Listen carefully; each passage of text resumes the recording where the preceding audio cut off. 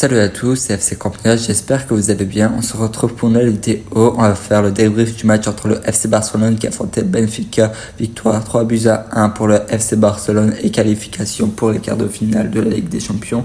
Voilà, on va revenir sur le match. Le Barça a gagné le match aller, le match retour. Alors ça, c'est une bonne chose. Voilà.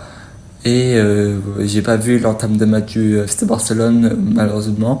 Le début du match, du coup, je l'ai pas pu le voir. J'ai vu après vers la 15e minute le match parce que j'ai eu des choses à faire avant, voilà. Alors, je vais pas parler de l'entame de match, etc. On va parler évidemment des joueurs, voilà. Un petit débrief tranquille qui devrait être court. Voilà, le Barça qui gagne 3-1. Au final, au cumulé, ça fait 4-1 avec la victoire à Lisbonne. Sur le score 1-0, là il gagne 3-1. J'ai vu le premier but du Barça, c'est à la 11e minute, Lamine Yamal qui met à l'amende deux défenseurs, qui fait un centre ou un tir, on sait pas trop, ça va sur Rafinha, but. Et après, à la 13e minute, le Barça se fait égaliser sur un corner. Je crois que c'est Araujo qui est mal placé. Et du coup, Otamendi qui égalise. Et après, le Barça a clairement déroulé. En une mi-temps, le Barça a plié le match. Voilà, ça a été très important. C'est la chose qu'il fallait faire dès le début. En plus de ça, voilà, le Barça s'est qualifié en grande partie grâce au docteur qui a... grâce, c'est bizarre à dire, mais pour le docteur plutôt, qui est décédé samedi. Voilà, le Barça a fait le taf, tout va bien. Ensuite, Lamine Yamal qui sort encore une de ses magnifiques frappes du futur. Il est vraiment très excentré. Il frappe encore plus excentré que face à la France lors de l'Euro, parce que ce but me fait penser face à la France.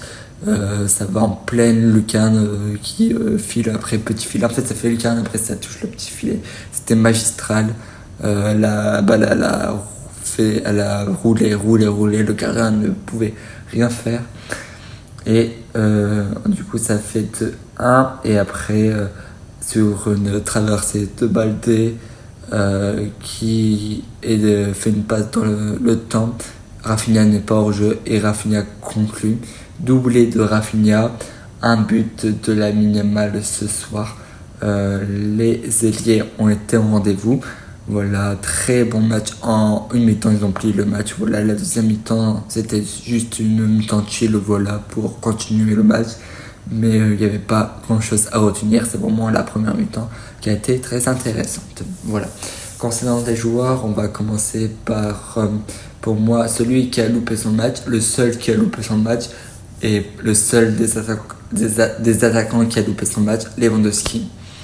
Ça devient inquiétant. C'est fatigant.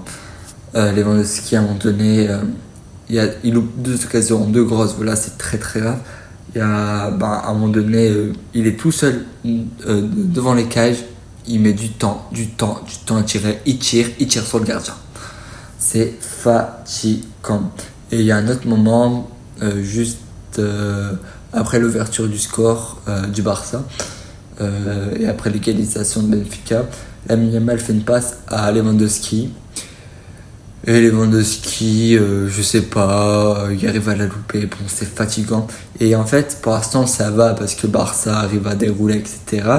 Sauf que nous rentrons dans les grosses confrontations. Et t'auras pas le droit à l'erreur. Et si Lewandowski continue comme ça risque d'être compliqué. Voilà, ça fait peur d'être aussi mauvais. En fait, voilà, c'est trop fatigant. C'est que durant la saison, il va être au top et à un moment donné, il est en déclin. Et quand il est en déclin, il n'arrive pas à retrouver ce niveau. Trop de pertes de balles, les contrôles, voilà. À chaque fois, il y a mal au dos. C'est fatigant. C'est tellement fatigant parce que voilà, il peut apporter mieux. Évidemment, il y a 36 ans et je sais que voilà, c'est pas l'élément de ski prime qu'on a acheté, mais franchement, c'est trop fatigant le nombre de choses qu'il loupe. Avant, Lewandowski, ce genre de frappe, il la mettait au fond. Là, franchement, ça tire carrément sur le gardien. C'est juste, voilà, encore un match raté de Lewandowski. C'est normal qu'on tombe dessus parce que c'est trop. Les attaquants sont au top et t'as Lewandowski qui rate tout et qui gâche un peu la fête. Il aurait pu avoir bien plus qu'un 3-1, mais comme Lewandowski a décidé de rater, il n'y a que 3-1. Je vais parler de Baldé, très très gros match de Baldé. C'est vrai qu'on ne parle pas assez souvent, mais depuis 2025, il est en évolution totale, il progresse franchement de fou furieux, il est très intéressant. C'est vrai, c'est un genre de joueur qu'on parle très peu parce qu'on parle souvent des attaquants, de Koubarsi, du milieu de terrain, etc. Mais Baldé, on parle très peu alors qu'il fait une saison juste magistrale, même dans les stats, c'est vraiment pas mal du tout. Je sais pas exactement combien de passes D il a, mais il a pas mal de petits passes D, voilà, c'est correct. La percussion au pied est juste magistrale. La passe D qu'il fait pour Rafinha pour le troisième but, il traverse tout le terrain, il fait la passe millimétrée au bon moment, au bon tempo pour qu'il n'y ait pas hors-jeu de Rafinha. Franchement, même défensivement, c'est très très bon. Je pense qu'actuellement, à son poste, c'est peut-être top 3 à son poste. Je sais pas qui est devant, mais je n'ai pas envie de le mettre premier parce que voilà, à chaque fois vous allez les gens vont dire ouais, de toute façon vous disiez que chaque fois que vos joueurs sont les meilleurs, je vais être raisonnable. Pour moi, il est top 3, peut-être pas le meilleur, mais il y a de grandes qualités. Il est très jeune, il faut pas l'oublier. Il est peut-être il y a 21 ans, je crois, 21-22 ans, et franchement très très bon Baldé. Cette saison, il a fait encore un top match. Alors, je n'en parlais parce que c'est vrai qu'on n'en parle pas assez souvent, alors que franchement, il est très important depuis le début de saison. Il fait que de monter en puissance et même, comme j'ai dit, défensivement, c'est très rassurant. C'est fou, c'est que offensivement, c'est fort, on connaît, même si on sait qu'il y a des lacunes au centre, même si il s'améliore de plus en plus. Là, il fait beaucoup de passes, c'est-à-dire que voilà, il s'est beaucoup amélioré. Il a une marge de progression et même défensivement, c'était un peu son problème, c'est qu'il était très fort offensivement, mais défensivement, il avait du mal. Et là, il est très bon et même piège de hors-jeu, il arrive à le gérer. Voilà, Baldé, franchement, il faut en parler parce qu'il fait une saison vraiment incroyable. Je vais parler de Rafinha. Rafinha, il y a de fortes chances qu'il soit le Ballon d'Or, surtout que Mohamed Salah a été éliminé par le PSG en huitième de finale hier près des penalties. J'ai vu le match, Salah, franchement, c'est vraiment, on l'a vu en double confrontation, vraiment pauvre, voilà.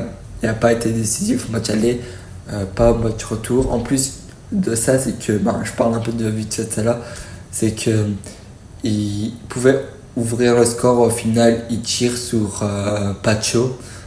Franchement, la cage était vide, mais il tire sur Pacho. Franchement, un ballon d'or, il doit être clutch, etc. Mais voilà, bref, tant mieux pour Rafinha. C'est un joueur en moins un prétendant en moins, voilà. Rafinha, encore une fois, doublé ce soir, au top.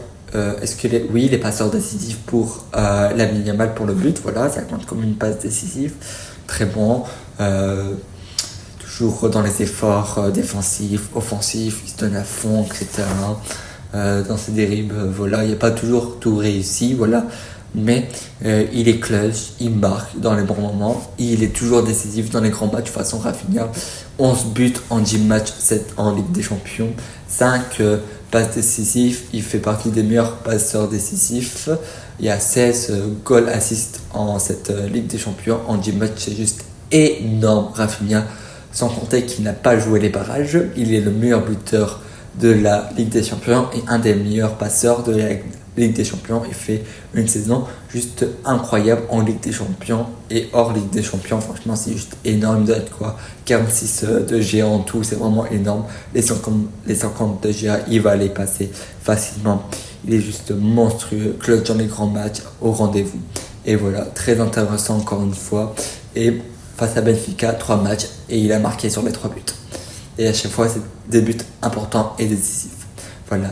Et on va terminer avec Lamine Yamal qui a fait encore un très très gros match et qui fait taire les critiques. Beaucoup le critiquaient parce qu'il ne marquait pas, etc., etc.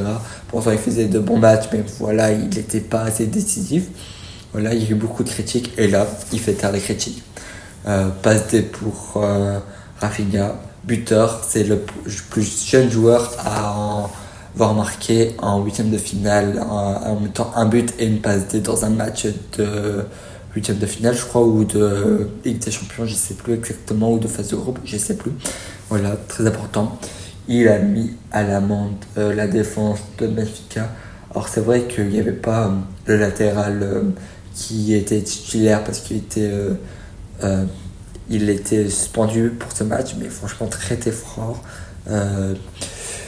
Très impressionnant, la minimale, son but est juste majestueux. Passe de, voilà, très important. Dans les grands rendez-vous, il répond présent. Franchement, la minimale, franchement, c'est juste trop fort. Sous Ramadan, comme beaucoup le disent, franchement, il est vraiment très très bon. La minimale, je sais pas quoi dire de plus de la minimale, il est trop trop fort. Je vais pas m'attarder sur la minimale, mais c'est juste n'importe quoi ce qu'il propose. Les gens qui disent qu'il est surcoté, ils ne regardent pas du tout les matchs. Il fait partie des meilleurs joueurs et je pense qu'à son âge, c'est peut-être le meilleur joueur à son âge actuellement. Il n'y a personne de meilleur, il est trop fort ce gamin. Et j'espère qu'il va continuer. Il fait une saison juste magistrale lui aussi. Il doit être quoi, 16 gigas, c'est déjà. Non, plus, j'ai une connerie, même beaucoup plus. Je vais pas vous dire de bêtises, attends. Il y avait. Non, je sais pas, j'ai pas voulu dire de bêtises, mais franchement, très très fort la Yamal. Voilà. Le Barça s'est qualifié en quart de finale. On verra bien si c'est Lille ou Dortmund. Dortmund, excusez-moi. Je préfère Lille. Comme ça, j'ai des chances d'aller au stade et ça serait pour mon cadeau d'anniversaire si j'arrive à aller au stade, évidemment, parce que c'est en avril et moi, mon anniversaire, c'est en avril, alors voilà. Après, on verra bien, que ce soit Lille ou Dortmund, j'ai pas peur. Le Barça devra faire le taf. Le Barça peut aller en demi-finale. Évidemment, ça ne sera pas joué, c'est pas parce que c'est Lille ou Dortmund qui est un peu plus faible que voilà, ça sera joué, je suis conscient. Mais on va dire que le Barça est favori et le Barça peut vraiment faire une très belle campagne de Ligue des Champions et j'y crois. Merci d'avoir suivi ce débrief. On se retrouvera, c'est quand qu'il joue samedi, je crois, pour l'avant-match contre l'Atlético de Madrid. Merci, au revoir.